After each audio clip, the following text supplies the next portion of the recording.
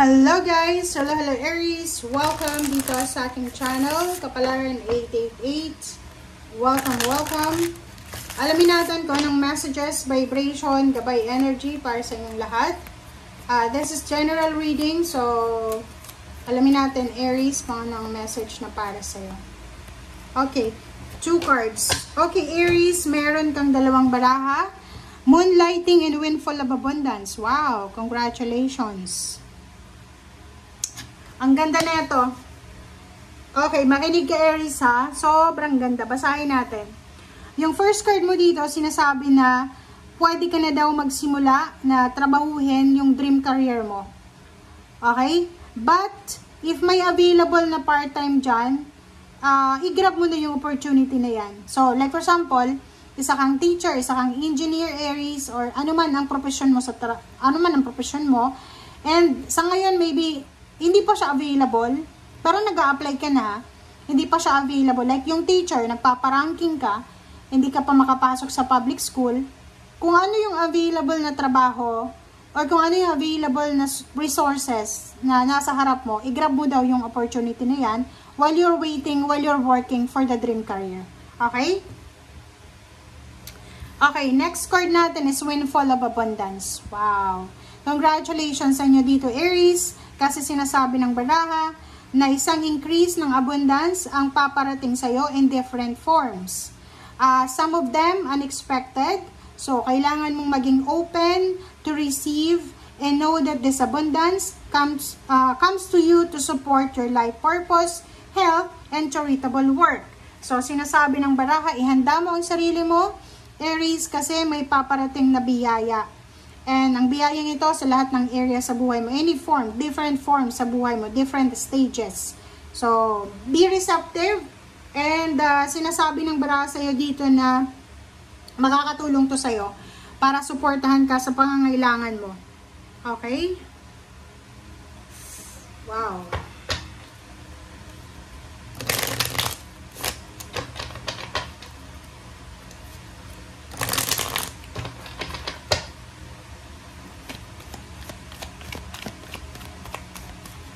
Okay, Aries. Oops. Okay. First card, ang daming cards mo Tingnan natin lahat. First card is 8 of Pentacles. 5 of Wands na upright. Reverse na King of Swords. Nako, bakit ganun Aries? And OMG. Pa-comment sa comment section guys. Nako. Hindi to maganda 1, 2, 3, 4. Hindi maganda. Pakinig ka Aries Maganda tong dalawa na to, pero hindi ko alam kung bakit ganito yung messages mo. Wait lang. Nahilo ako dun Okay. Nakikita mo ba to na King of Swords na reverse? Ibig sabihin niya, yung direction mo Aries ay hindi na naman sigurado. Pwede yung iba resonate dito. Pwede yung ibang Aries ay may possible na problema sila. It's either ikaw ay sangkot sa isang away, gulo, or maybe hindi ka naman sangkot sa pag-aaway, pero ikaw ay nakapag-asawa ng war freak, or may boyfriend-girlfriend ka na war freak. Syempre, pag-asawa mo yon, partner mo yon, kakampi ka doon. So, nakikita ko sa iyo dito na dahil sa pag-aaway na yan, or dahil sa init ng ulo mo, or dahil sa ugali ng kung sino man itong attach sa'yo, madadamay ka. So, sinasabi ng baraha sa'yo dito na isang expected na pag-aaway, diskusyon, pagtatalo ang possible na mangyari. Na pwedeng maging rason para masira yung, kumbaga, diskarte mo sa buhay. And, yung direction mo sa ngayon, uncertain siya. Hindi siya sigurado sa ngayon. And, nakikita mo to, meron ditong Aries na naka-stagnant pa rin siya sa past niya. Hindi siya maka-move on sa kanyang past.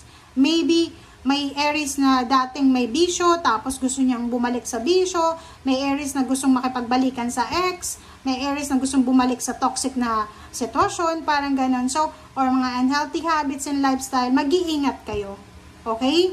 Dito din sa Knight of Cups na to, Isang Aries, maybe may asawa ka, boyfriend, girlfriend, medyo hindi maganda to kasi possible na may ma-discover ka na yung karelasyon mo may third party or pwedeng mahuli mo yung karelasyon mo na may kausap siya sa cellphone or posibleng may makapagsabi sa'yo na may karelasyon siyang iba.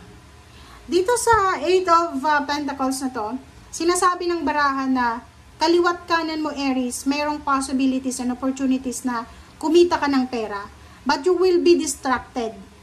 Magiging distracted ka because of relationship.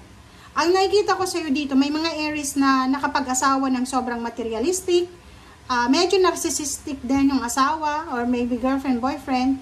Meron ditong Aries na mainitin ang ulo, or maybe ikaw Aries ay biktima ka ng isang relasyon na toxic, parang ganon.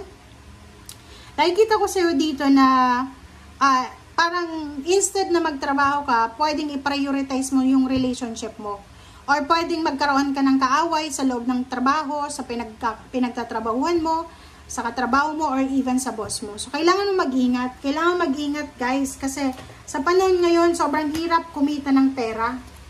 Lalo na sa mga companies, ang daming nangyayari ngayon na mga layoffs, ganyan, termination ng contract. So, pag may trabaho tayo, dapat i-treasure natin yan.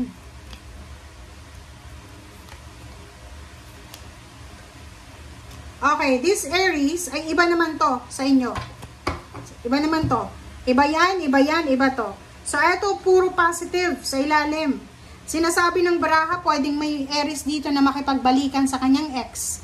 May Aries dito na nasa ibang bansa na pwede siyang bumalik sa kanyang probinsya for good or for vacation. May Aries na pwedeng bumalik sa kanyang probinsya para magbakasyon. May Aries dito gustong makipagbalikan sa kanyang mga friends na hindi niya na kumbaga pinapansin. Parang ganon. Okay. Four of Pentacles, sinasabi sa'yo dito Aries na kailangan mong mag-focus sa iyong financial. Make sure na maging balance yung financial. So dito sinasabi na maging matipid ka. May pera ka man or wala, may ipon ka man or wala, sinasabi sa'yo ng barahan, napaka-importante yung pag-ipon, pagtitipid, pagbabalanse, pagmamanage ng pera ng tama. Okay? So, 6 of Pentacles, sinasabi ng barahan na makukuha mo yung financial balance by balancing your finances wisely and correctly. And yung, the Empress dito, tsaka yung the Star, sinasabi ng barahan na yan na dalawa na may sisimulan ka Aries, may kailangan kang simulan or may sisimulan ka na isang trabaho, negosyo, or even partnership na pwedeng magdala sa'yo doon sa tugatog ng tagumpay. So parang connection siya. So maybe may makikilala ka na bagong connection, bagong tao, bagong mentor na makakatulong sa'yo para matupad mo yung pangarap mo. But be careful na yung mentor na yan ay hindi ka niyan imi-mentor sa illegal na gawain o sa kung ano pa man. Kasi meron ditong possibilities na pwedeng bumalik ka sa lugar na kung saan ka galing. Like for example, kung halimbawa galing ka sa paghihirap o yung iba sa inyo dyan, may kaso, parang gano'n. So, mag-iingat kayo kasi pwedeng bumalik kayo dyan sa lugar na yan. It's because of bad decision or it's because dahil lang sa init ng ulo or dahil lang sa tigas ng ulo or dahil lang sa kung anong hindi mo makontrol na sitwasyon. Okay? Thank you guys for watching. Bye!